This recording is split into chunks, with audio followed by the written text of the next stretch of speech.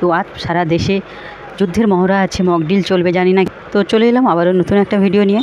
তো সকালে দাঁড়িয়ে আছে একদম সিটি সেন্টারে, তো 6টার বাস ধরবো বলে। তো আজ যাচ্ছি কলকাতা। তো হ্যালো বন্ধুরা, কেমন আছো সবাই? তো আশা করি ভালো আছো। আর এই সকাল থেকে যে গরম পড়েছে জানি না দুপুরবেলায় কী হবে। তো এটা ছিল 7 তারিখ বুধবার। তো আজ সারা দেশে যুদ্ধের মহড়া আছে, মকড্রিল চলবে জানি না কী হবে আর এটা মেডিকেলে এন্ট্রির লাইন পড়েছে, এই রোদের মধ্যে এন্ট্রি করবে বলে সবাই দাঁড়িয়ে আছে। সত্যি অবস্থা খারাপ হয়ে যাচ্ছে প্রত্যেকটা মানুষের। যারা অসুস্থ তাদের তো কথা বাদই দিলাম, আর তার বাড়ির লোকের অবস্থাগুলো খারাপ হয়ে যাচ্ছে।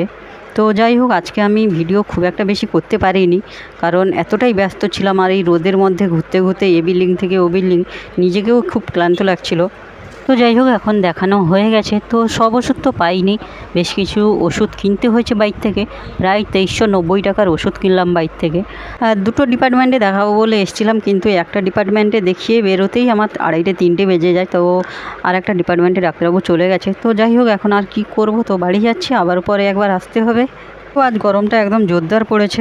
তো যাই হোক, আজকের মতন ভিডিওটা এখানেই শেষ করছি। সবাই ভালো থাকবেন, দেখা হচ্ছে অন্য কোনো ভিডিওতে।